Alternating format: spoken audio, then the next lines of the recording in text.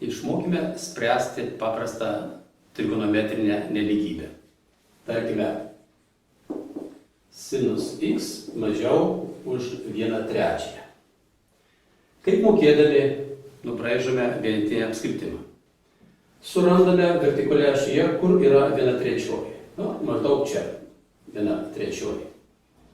Nubrėžkime horizontalią liniją ir mes matome kampus, kurių sinusas tikrai yra 1/3. Štai tas atstumas, toks pat kaip čia, ir tas atstumas. Reikia atsakyti klausimą, o tai koks tas kampas? Atsakymas yra tiesiog laikinai atidedamas skaičius, mes pasakome tik frazę. Arc sin 1/3. Skaitome. Kampas, kurio sinusas yra 1/3. Taigi mes iš tiesų nepasakome skaičiaus, mes tik pasakome, kad kas nors mokės apskaičiuoti arc sinus 1/3. Koks yra šis kampas? Sužinosime, spręsdami tą nelygybę. Stabtelkim ties tuo kampu ir klauskim savęs, į kurią pusę reikia eiti, didinant kampą ar mažinant, kad sinusas būtų mažesnis už 1/3. Be jokios abejonės, strėlė rodo reikia leisti žemyn. Čia kampas bus toks, kurio sinusas bus mažesnis, čia kampas bus dar toks, kad sinusas mažesnis. Eikim tolyn, štai mes turime kampą, kurio sinusas yra neigiamas. Ir šio kampo sinusas neigiamas. Neigiamas, žinoma, mažesnis už 1/3. Taip, iš lėto,